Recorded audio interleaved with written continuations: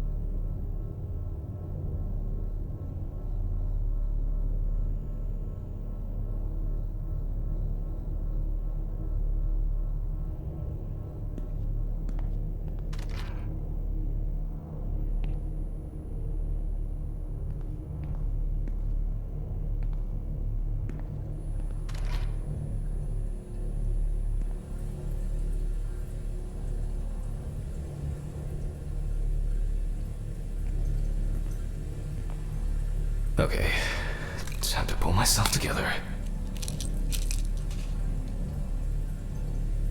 And get back to work.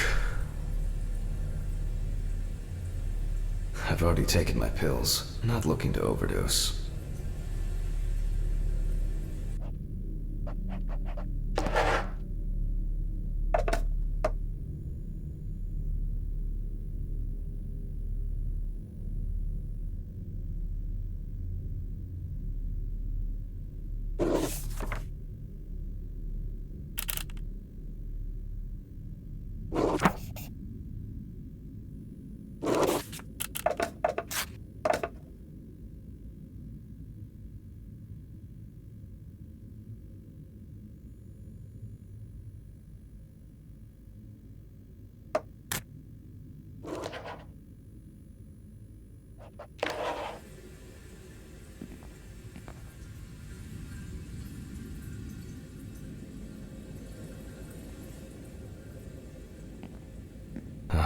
I need to set up the camera first.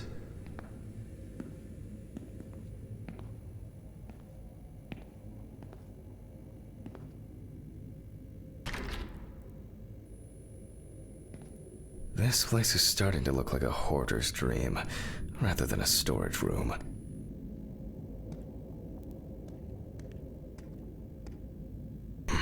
Now remember, Jack, don't forget, hit the record button this time.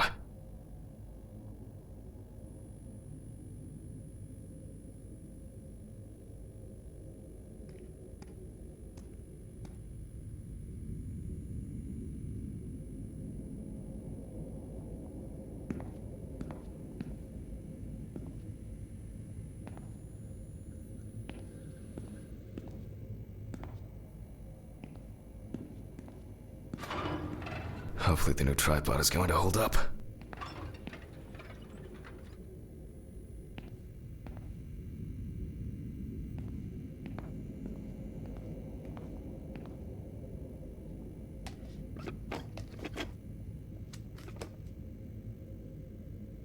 Now, I just have to get everything in frame.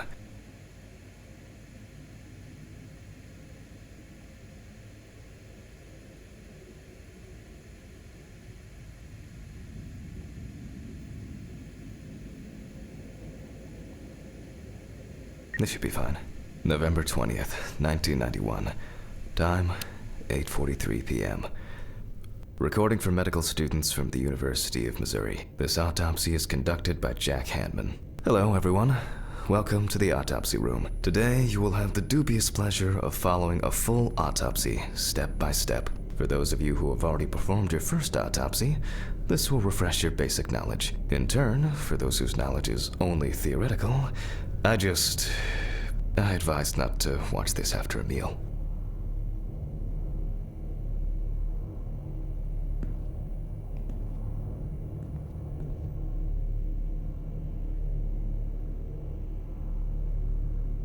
Let's start.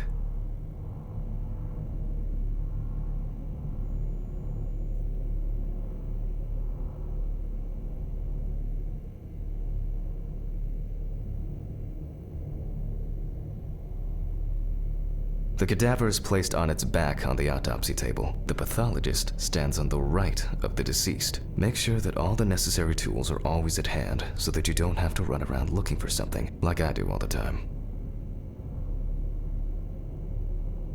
Always wear an apron, mask, and gloves. Goggles are a must when the job is splashy. And in case of sharp accidents, it's worth having disinfectants at hand. You may end up with... Now, onto the police folder. That will contain all sorts of pertinent information as to who the deceased might be and what potentially happened to them. So, let's take a closer look, shall we?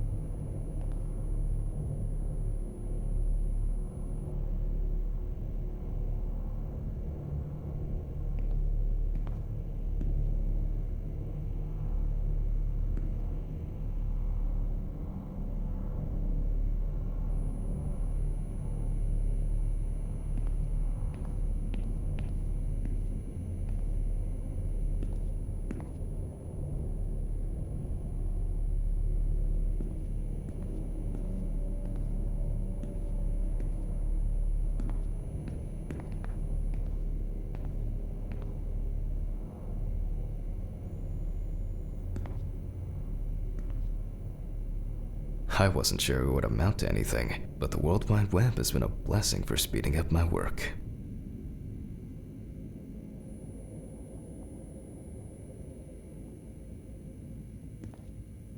Some of my previous cases, a reminder of more prosperous times.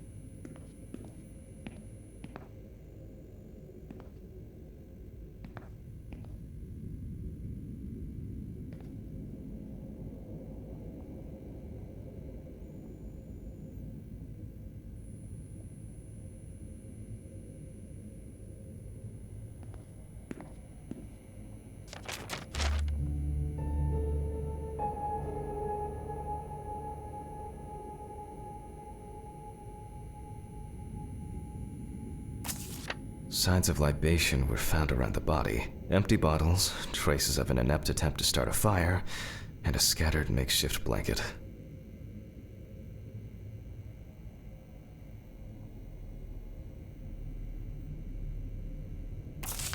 The deceased's name is Tobias Chambers, locally known as Old Toby. Homeless and unemployed for at least a couple of years. The deceased was found on the outskirts of a parking lot at a gas station, where he often begged and persistently offered drivers to wash their car windows. The body was noticed by a station employee during the morning shift. Initially, he thought that someone had thrown some boots and a coat in a nearby ditch. It took him a moment to recognize the pile of clothes as the body of a man. He worked most of his life at the local port dealing with unloaded cargo. He was fired for being drunk and starting fights. His son runs a hardware store on his own. His wife left him years ago. They both had no contact with the deceased.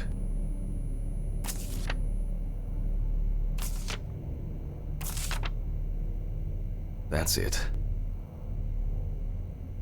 It's worth remembering the context around the scene of a death. This allows you to better interpret any traces found on the body. I shouldn't start the procedure without gloves.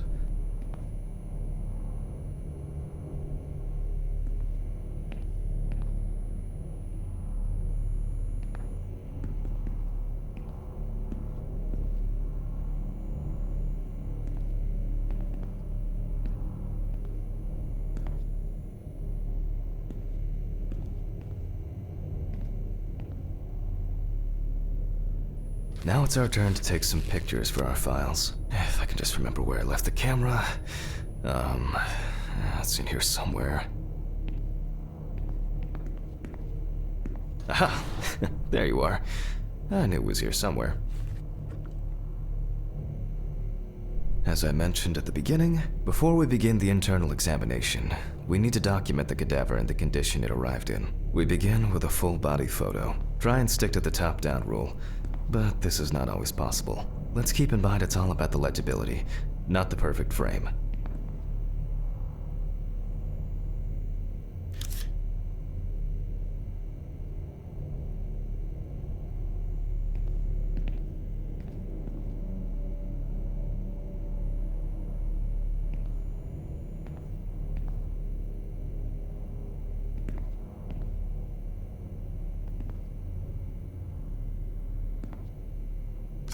Voila! Now we move on to the next step, looking for traces. Take your time. Look at the corpse from different sides, from different angles, up close, and from a distance. You're looking for anything out of the ordinary.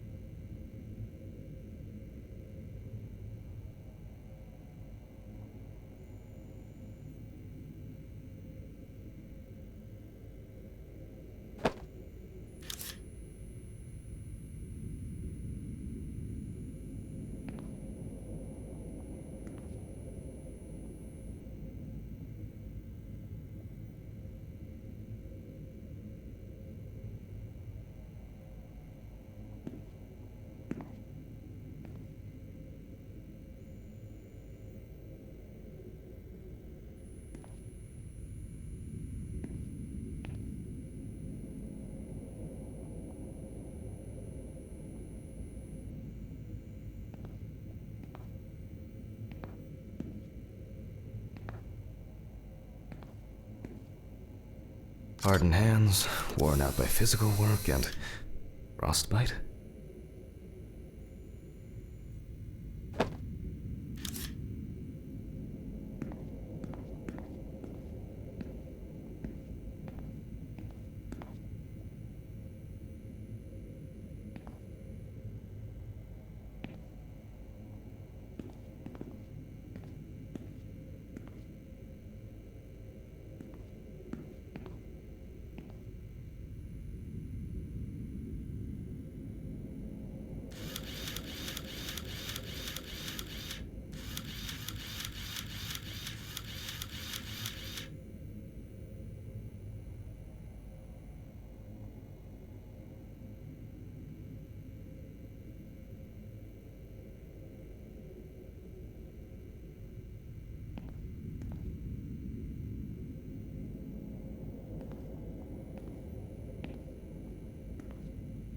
Some wounds in the feet and signs of frostbite, probably because the subject's shoes were too small.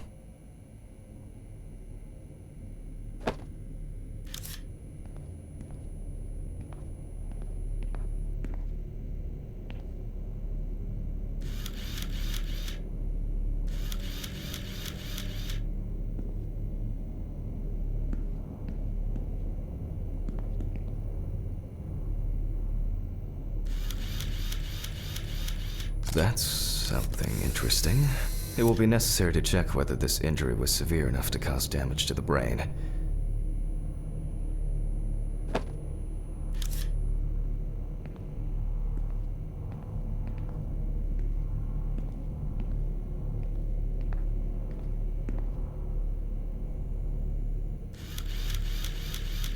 The boiler-healed wound looks old. I'll take a closer look later.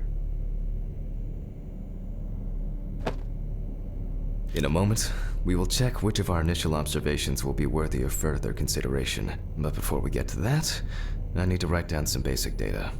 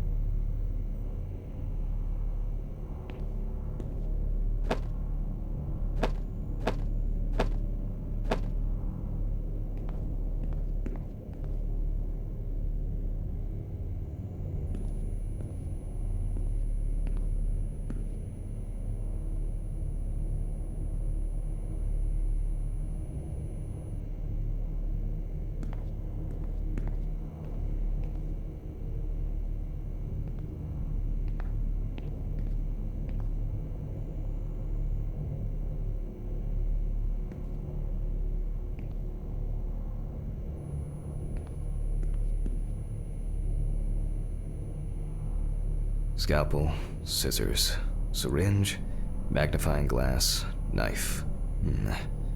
I guess I forgot to clean the knife.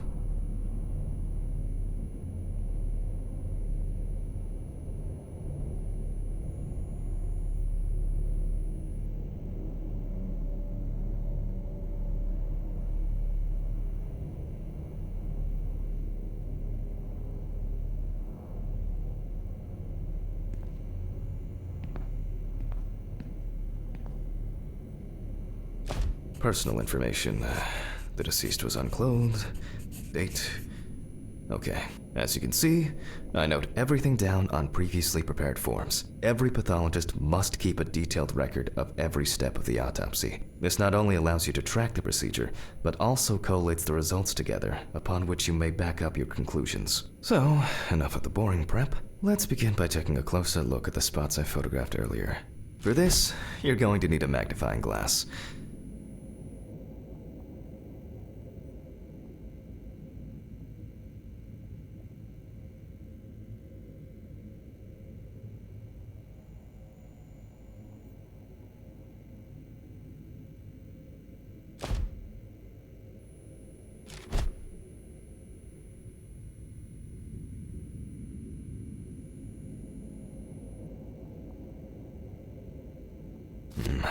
Which spot first?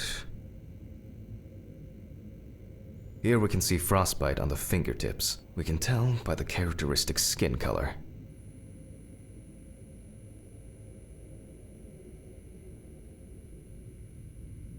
I can confirm the presence of ecchymosis on the deceased man's head. The appearance indicates the intravital nature of the wound. Add alcohol, which I can clearly smell, and this was an accident just waiting to happen. It looks like a burn mark, no doubt painful, but it's not pertinent for this case.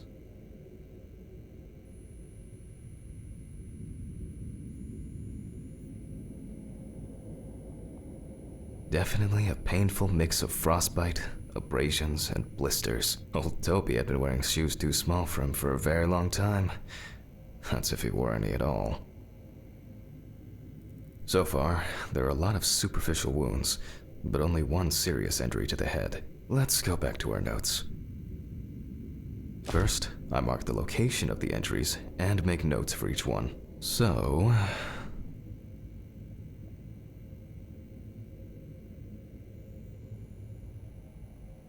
even though this type of wound didn't contribute to the head wound, definitely an important we're not in frost. If Toby's body was cold for a prolonged period, the frostbite could have resulted from the body's defense reaction. The safety of the internal organs is more important than fingers, nose, or ears. As you can see, we don't have much to go on. Let's write down what preliminary causes of death we can think of.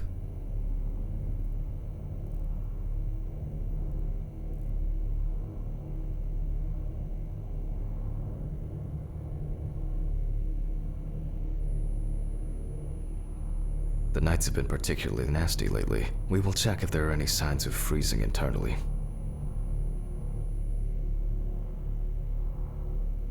This is of no interest to us. Various types of accidents are a common cause of death among the homeless and the elderly. Perhaps old Toby slipped and accidentally hit his head.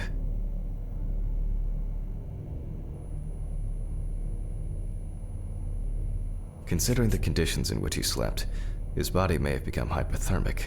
Since the deceased clearly smelled of alcohol, I'll add alcohol poisoning to our list.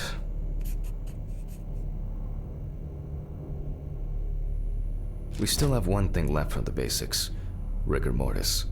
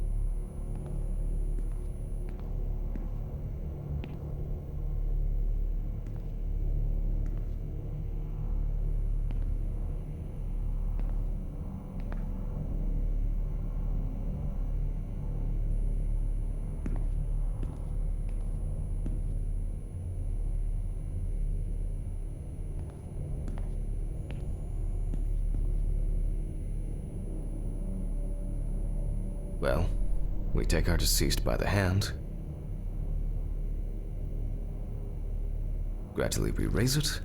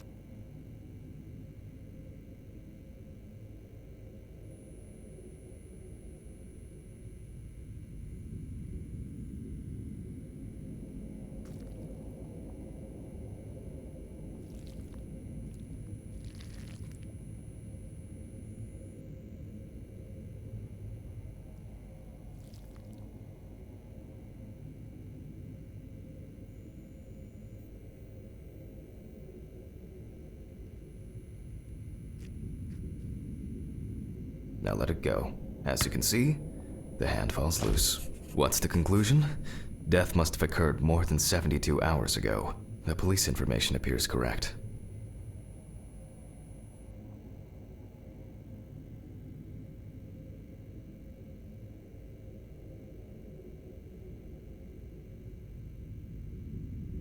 Head trauma seems the most promising, so we'll start there. For this, I need an oscillating saw.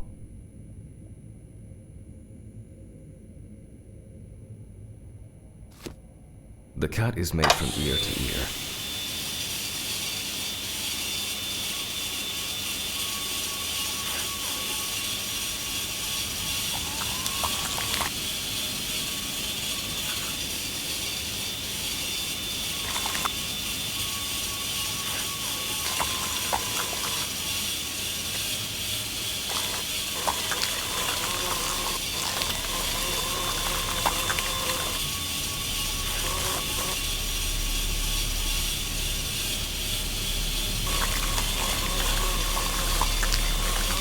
After which, we remove the skin and the top of the skull.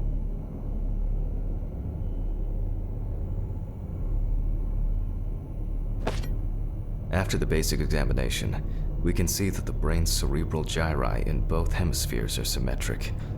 The brain looks good. Let's take a cross-section.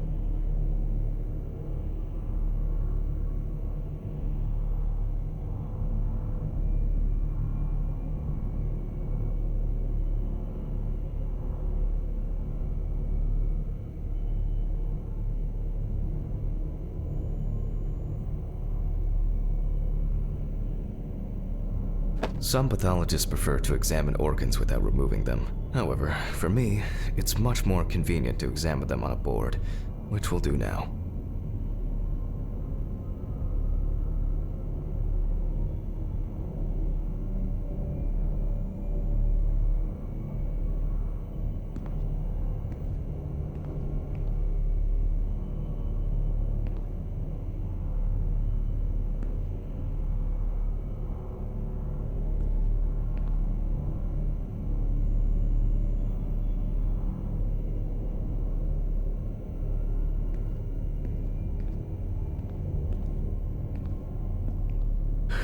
I can't do it without the pills.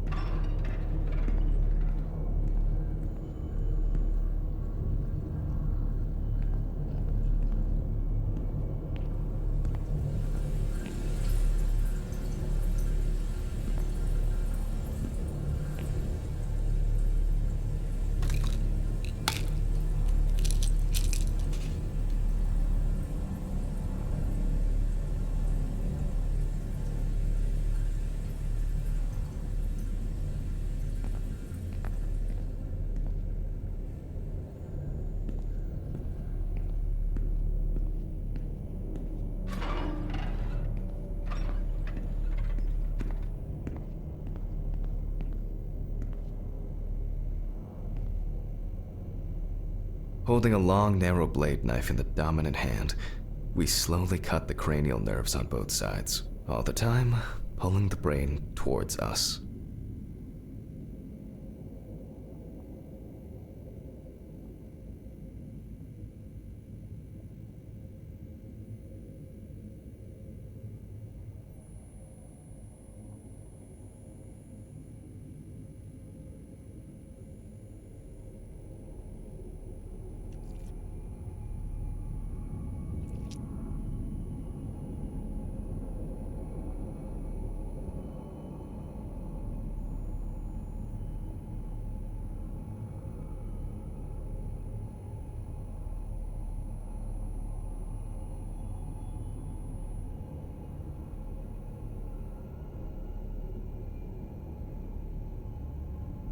So far, so good. The hematoma seems to have had no effect on the brain.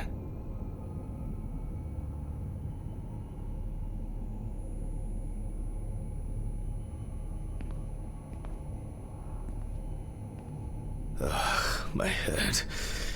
Oh, I can't think straight. Pills. Where are my pills?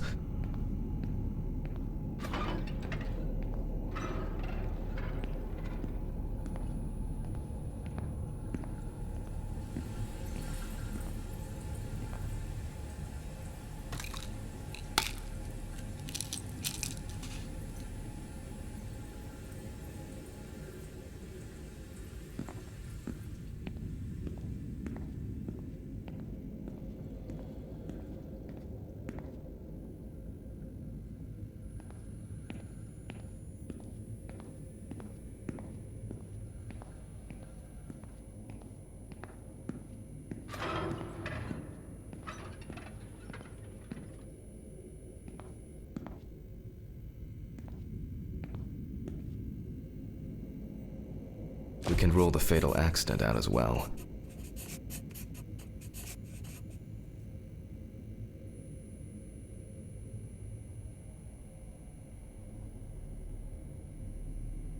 Brain is in good condition, so we have no choice but to proceed to the internal examination of the other organs.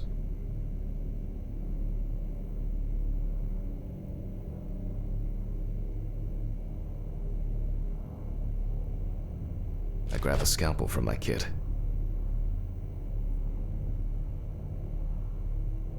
The incision should be in the shape of a letter Y. We use a deep cut to reach all the way to the ribs and to penetrate the abdominal wall. All right, now we peel back and separate the skin.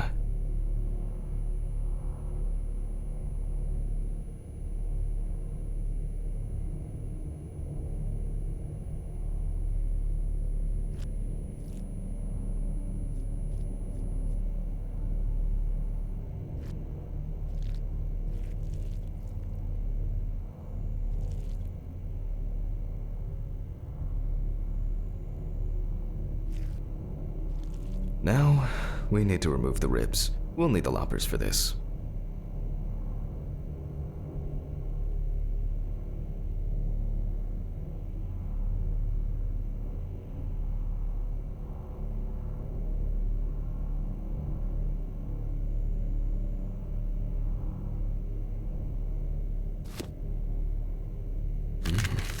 Quite a satisfying crunch, for some anyway.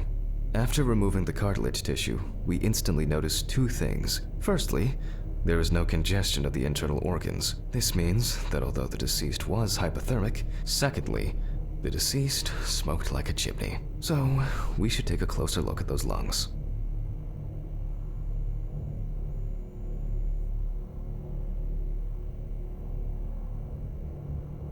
We can see widespread black and tarry deposits caused by smoking cigarettes.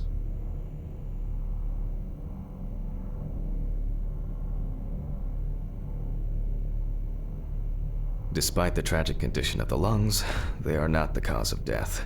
Alice smoked too. It didn't kill her, but... what was I talking about? Lungs. Yes. Advanced inflammation.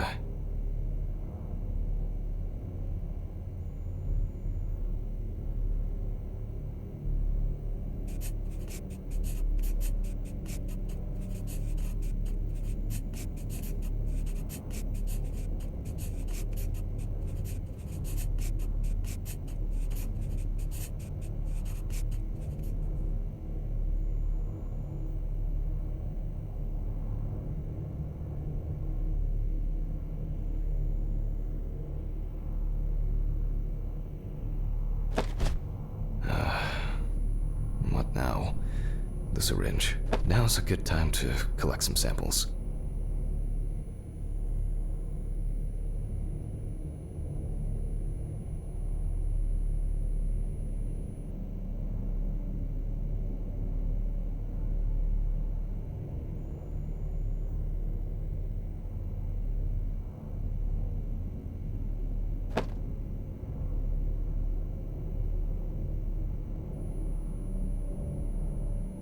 Specifically, 3. From the eye, the heart, and the bladder. I'm interested to see the concentration of alcohol in the body. 5 milliliters from the left ventricle should do it.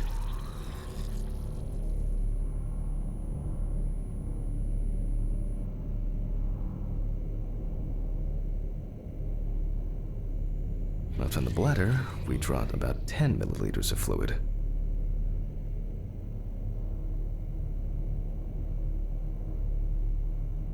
Vitreous humor analysis is very useful in indicating long-term alcohol abuse.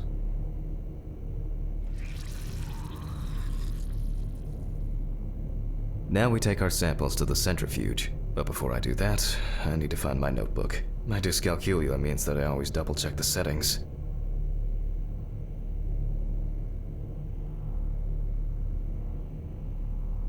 Please excuse me while I run and fetch it.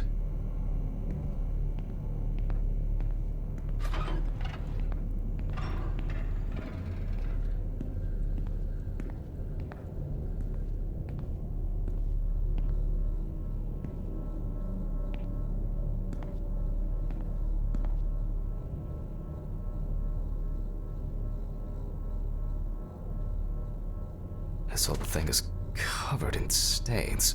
I should check this out under the microscope sometime.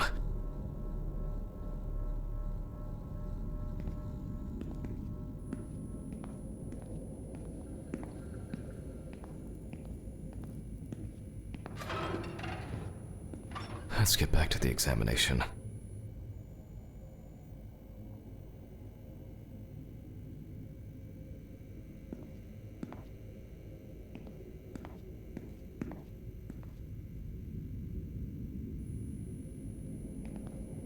We put all of the samples into the rotor.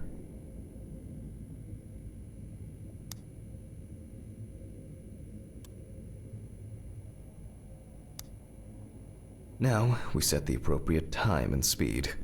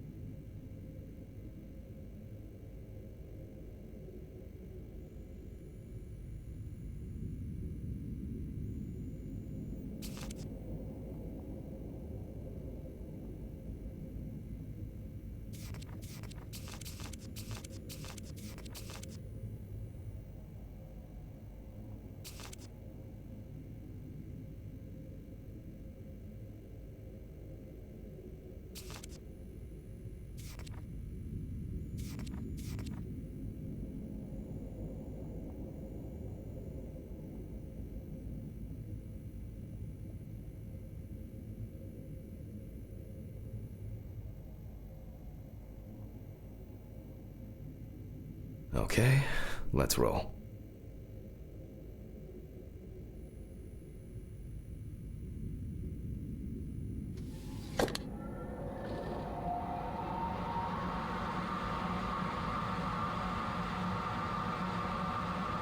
Oh shit, the fuses again.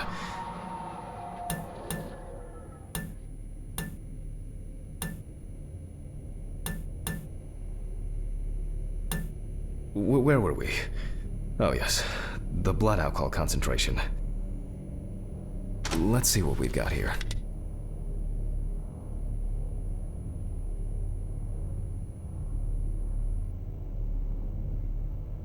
Everything's separated as it should. Our lab is closed until tomorrow after the last, incident. However, considering that Toby's favorite eau de parfum appears to be ethanol, I'm guessing the results won't surprise me at all.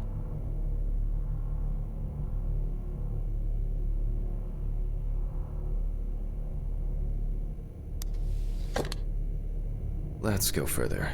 We will now focus on the cardiovascular system, specifically the heart.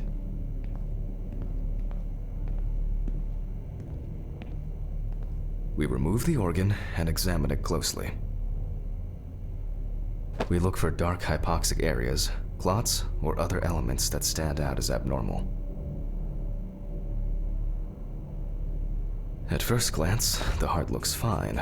The pulmonary trunk and aorta seem to be in good condition. There are no pathological changes that would have contributed to Toby's death.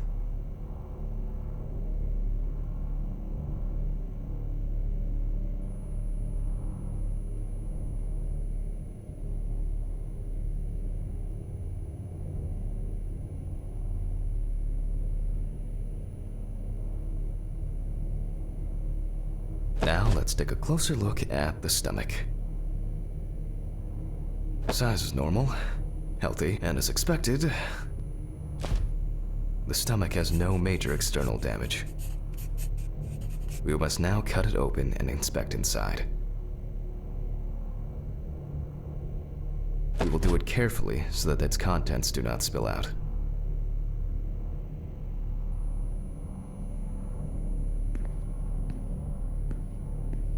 We open the stomach along the greater curvature, from the heart to the pyloric end. Oh, I already feel like there's something left inside.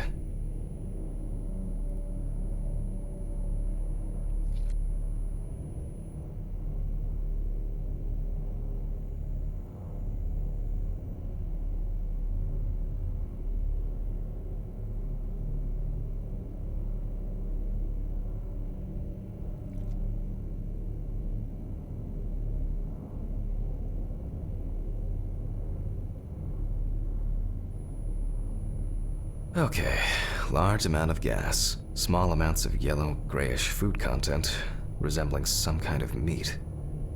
Either our deceased hadn't eaten in days, or the bulk of his stomach had already found a way out. Looks like I'll have to find the missing contents.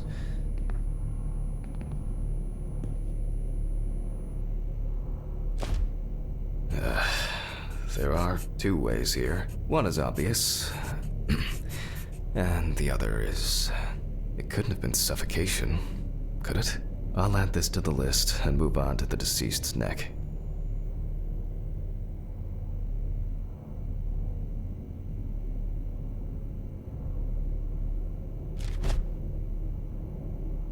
At first glance, the trachea looks normal. Same result as with the stomach. The external inspection doesn't tell us anything. This time we'll cut on a tray.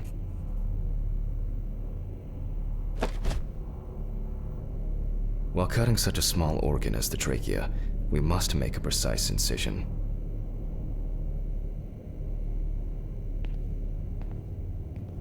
To be able to cut with the very tip of the blade, we must hold the scalpel as we would a pen.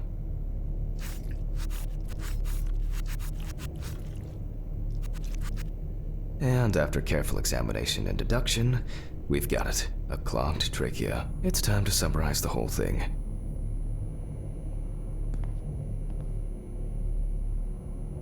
Based on the report and preliminary documentation, it's safe to assume that the deceased passed out after consumption of alcohol and then fell asleep on his back. Then, the gastric contents refluxed and flooded the airways, causing death.